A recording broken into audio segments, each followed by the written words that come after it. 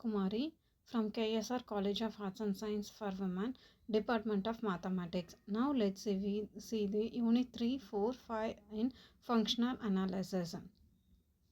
Now we see the finite dimensional vector space.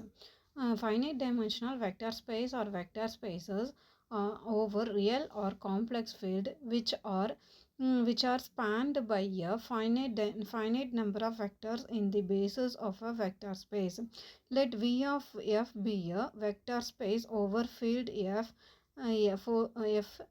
folder f, then a subset of V of f is said to be the basis of V of f if the elements of S are linearly independent. Each vector in V of f is linear combination of elements of S, that is S spans V of f.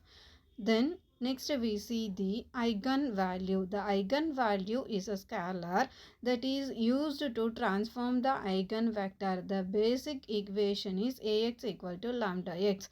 The number or scalar value lambda is an eigenvalue of A. Then next we see the chronicle delta. The chronicle delta is a symbol written as delta ij depending on two integral numbers I and j. The symbol designing the number 1 if I equal to j and 0 if I not equal to j.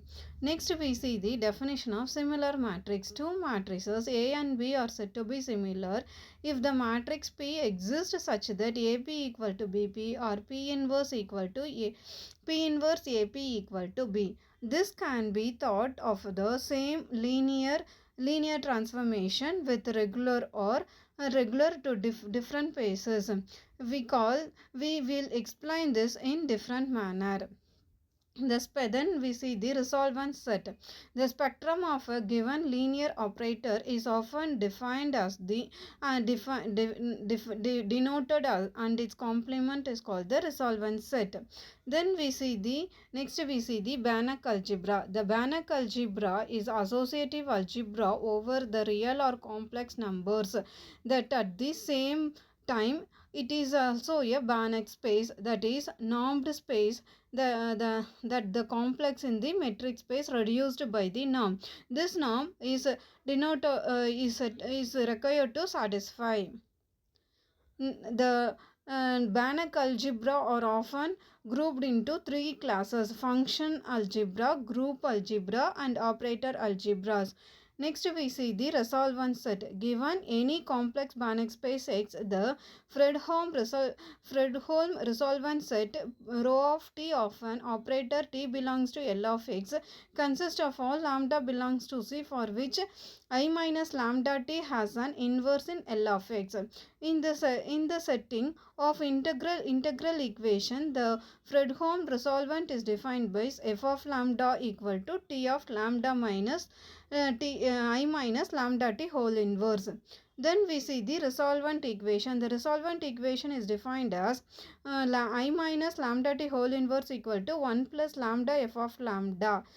We have the advantage that f of lambda belongs to A whenever T belongs to and is ideal A of X. Then next we see the radical. If SAS is a trivial Banach algebra, that is a Banach space endowed with its trivial multiplication xy equal to 0 for every x and y, then SAS is obviously weakly continuous multiplication. In this case, the algebra is even the algebraic direct sum of two radicals, one dimensional, that is trivial algebras. Next we see the involution of Banach algebra. A conjugate linear conjugate linear true and homomorphism of period 2. By a real involution, we mean a real linear anti-homomorphism of period 2.